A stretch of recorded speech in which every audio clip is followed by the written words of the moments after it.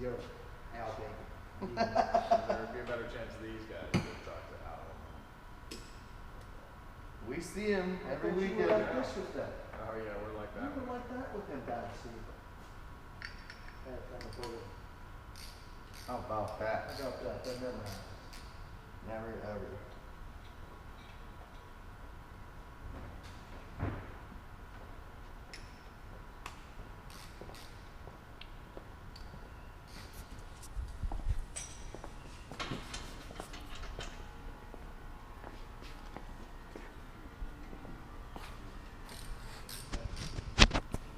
So the next big one to check is the steering rack bolts.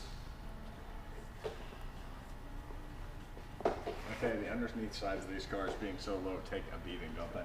Yeah. Bang, bang, Absolutely. bang, They yeah. do. They do. I mean, Yeah. scrapes everywhere. Everywhere. Yeah. So 15 mil, and just want to make sure they're tight. That's all. Same thing with So these would be like the secondary bolts. yes, the steering rack, sway bar, and all the 10 millimeter bolts under here. So those were all 10s that you just did, or those were 15s? Those were 15s. Right.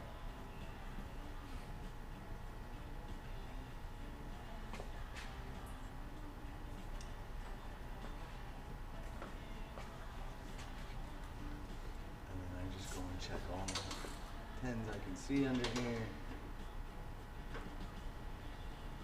So you're really just checking for tightness. See, Not to blow them up, but right, and as the years go on with these fuel cells, you saw that one moved a little. yeah. It tightened up, but it moved a little there. The stud's getting loose in the carbon, and it's just from time and all the vibration and all the different lateral G's you put on this thing. That's a fuel cell? Yes, sir. How long do they last? So fuel cells are good for 5 years. So this one is actually expired or about to About to, expire. yeah. If I remember correctly. Right. Have them put a new one in before you get the car? It's pretty expensive, and I know PCA it doesn't seem to mind. Right. Having an expired one. Correct. Yeah. Especially if it's a proper fuel cell.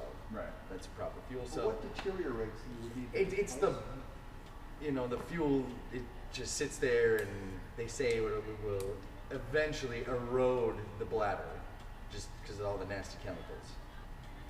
Yeah, I think one of the things they were looking out for was the ethanol that's being put in the fuel, and that's hard on everything. It is. It so, is. You used to ask the question. I'm not trying to spend your money. You've already done that. I have? Sheesh. The rest of my life.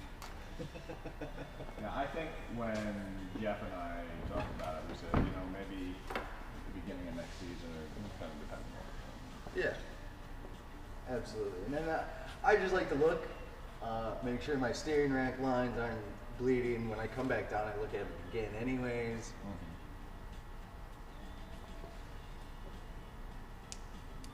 There's a big rock in there. I believe it. There's probably. Right where the bushing is. You see it? I'm trying to get that out of there. Do I have an eye for rocks or what? So again, I'm just looking to make sure, nothing's That'll scrape. falling off, getting catastrophic, no gouges in water pipes or anything, because there's 2 water pipes that won't run across up here that go to obviously each radiator side. Oh, we got another rock right here. It's coming out. No.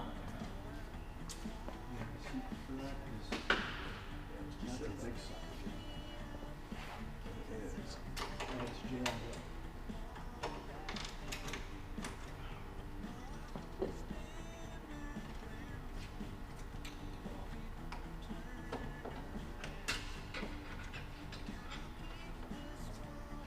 Got movement in the wire. Yeah, It's a pretty tight spot right there. Yeah, I don't know what to tell you. It's almost like So as I'm right here,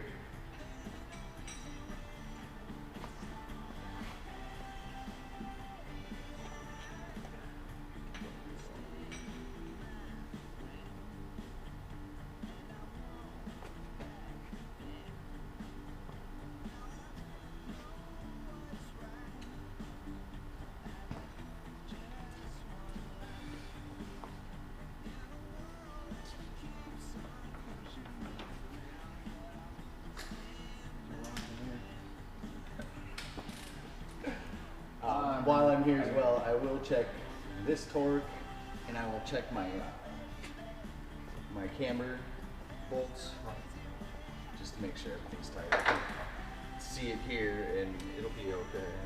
So what is this? This is your lower control arm. Okay, lower control. Yes. What's that good for? So the inside knuckle is 85 foot-pounds. This is called your trailing arm here, this rod, and that's pretty hefty actually. That's 120 foot-pounds. Well, Porsche in all their wisdom made it so that it works with the bolt being in, to where if it were to ever come out, it'd get catastrophic. And if you flip it around, it's going to gouge your wheel. So either way. So that's So we're making why they have big heavy torque on them. those are non-adjustable, right? They are adjustable. These are? Not the track rod Track itself, rod. but there's this puck in here that is Oh, adjustable. okay, got it. We leave them at factory settings, and you know, it works out. yeah, you'll never be spot on side to side. You could probably spend some serious time trying to get the wheelbase equal to each side, but it's like no more than 3 mil difference side to side, which over 8.5 feet isn't too bad.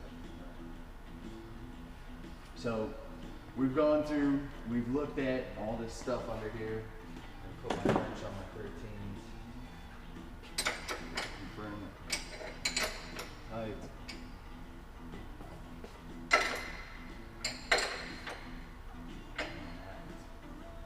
So I'm happy with this section of the car. Okay, that's the camber adjustment there. Correct. There's one on the top side. Yeah. You can do it at the top of the strut, and yes, 5 shims down here. A maximum of 18 millimeter of shim. That'll get you some huge camber there. Right. Between here and here, there's not a whole lot. There's basically one brace right here. You can see it, and you have access to these bolts right here, and that's about all that's here, other than these water pipes and your lines that go from the front to the back. I will check them, but generally they don't move. But you can access them right there. They were nice. Some engineer out there thought about it for a second.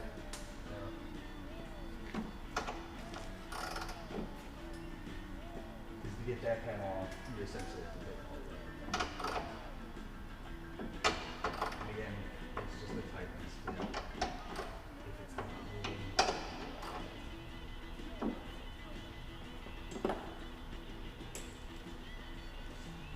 And we will take this panel off so we can see it all in the transmission. So some studs have come off of this car, hence why I have odd hardware in here that looks new. You know, it happens over the life. The new 991s were pretty bad when they first came out. The studs, you literally look at them and they break off. Well, don't look at them. So this is our trans mount, and this piece in what we call the mustache bar. They're all solid, no,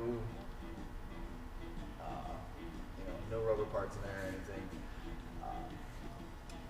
If you've been in some sort of a wreck, a telltale sign, if something's moved, it's right here. If that's not straight, it'll bow in, and then this will change a little bit. It's the way it looks, and you may even see a bow here depending on how bad it is. That'll let you know the absolute severity of the crash. If you have bent this, it has been a fairly big incident. I'm glad that's not bad. I try to stay on top of those really well, Yeah. because another thing I have to look for in here is I look for cracks in the welds. Just everywhere. And I know this one's a fairly new one, so also all right. So also you can see we have little rubber tips on here. Yeah. They protect our water pipes because that's just a flat stud. And when these expand, they can start chafing on there, even though they've got And some, you wear, and then you start leaking water, and then it's bad. it's bad. So chances are good. If you've bent this piece, you've bent this piece and this piece, and we replace all three, and that's pricey in itself right there. Right. And then a lot of other stuff has probably happened in here. Yeah, absolutely could happen. I walk back, I just take looks at things. I grab things, I shake things.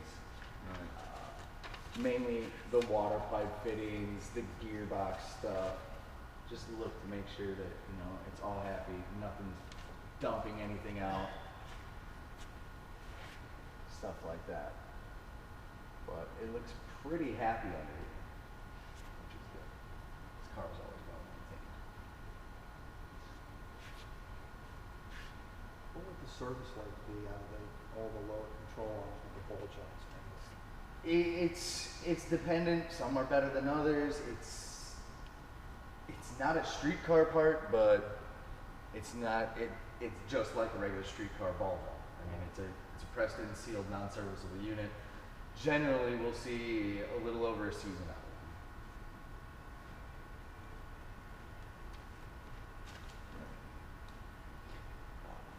So you would change them every season or every other season? Probably every other season, unless we run into an issue and Right. know that it's going out, it's starting to fail. Those you'll get side to side and top and bottom movement, so you may think you're going towards a wheel bearing, but it It could be this yes, ball. absolutely. And you just gotta have someone like hold their finger there or something, then you'll be Then able you'll feel it. Yeah, You'll feel that you'll be able to feel inflection. it. Yep, absolutely. All right, I'm gonna put our drain plug back in. So the axles are definitely beefier than the axles on my car. And they look a little beefy. Yeah. And they're yellow. How about axle commentary on the service light? So, they first came out with the yellows for the 10s and the 11s, and halfway through the 11 season, they started going to the greens because the yellows had issues. They've since resolved the issue with the yellows, and they work as good as the greens. What makes a yellow and a green a green? I am not 100% sure if there's any difference between the two. The paint color. Yeah, other than that. As long as there's plunge and, not excess amounts of grease pouring out. The boots? Yeah, Right. That's always a rag. they're pretty stout. Yeah. I haven't seen a yellow one snap since 2010, Well, the first year. Okay. So they have since resolved whatever issue they ran into. Did it snap at Sebring? No. Okay. I want to say Road America, actually. So anyways, they've resolved issues with it. I haven't seen one of these axles snap since 2012. Everything's been pretty well taken care of. And they're made by GKN, and they do all the axles for every Porsche race car since they've been doing them. How about the differentials in these cars while we're in that general area? What do you want to know about the diff? Do they last a long time too, or do they need to be serviced at some? So the gearbox, Porsche tells you to service at 30 hours, and that's essentially for bearings, but they will look at the diff, breakaway strength of the diff, and for these cars, when they first get done or they're rebuilt, the diffs break away at about 80 to 90 foot-pounds of torque, and they run better around when they break away at like 50, maybe even 40. So as it goes on in life, it actually helps the car. Porsche won't tell you that, but they'll tell you that. I've heard it out of their mouths before. Well, recently did. It's sealed, yeah. Well, sorry.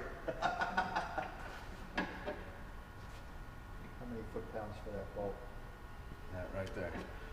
Yeah. It Feel that in your elbow? or 20, something? yeah. It's not gonna go anywhere. Exactly. It's not going to go anywhere. Don't And strain. Bolt torque for the oil drain plug, do not stretch. That's the spec. it's hard to as well. It's hard to stretch that stuff out. I always like to put a paint mark on everything, so I know it's done and tight, especially on the drain plugs, so someone can see that, oh, someone's been there. Someone thought about it when they tightened it.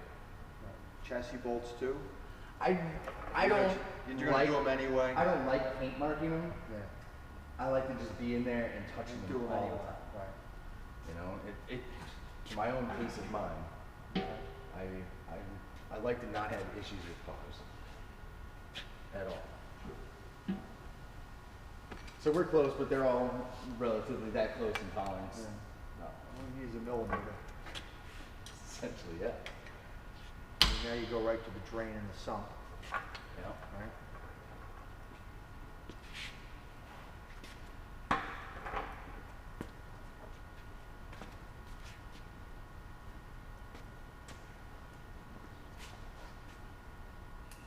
Cute little Well, that's a spindly little son of a gun, isn't it?